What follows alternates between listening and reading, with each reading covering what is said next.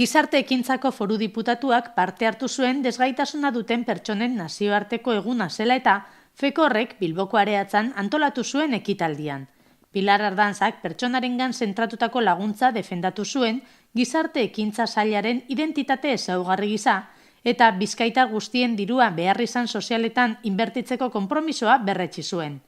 Diputatuaren esanetan, ez da garaia azpiegitura berriak eraikitzeko, baina desgaitasuna dutenei independentzia handiagoa emateko helburuari eusten dio Aldundiak. Gainera, Ardanzak hirugarren sektore sozialaren laguntza eskertu zuen.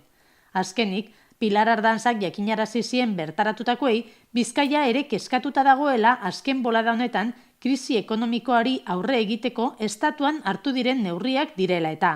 Haren ustez, are gehiago larriagotzen dituzte aulen dauden kolektiboek jasaten dituzten desabantaila soziala eta bazterkeria. Foru diputatuak amaitzeko azaldu zuenez, krisiari aurre egiteko hartuko diren neurriek ezin dituzte geldiarazi azken urteotan eman diren aurrera pausoak.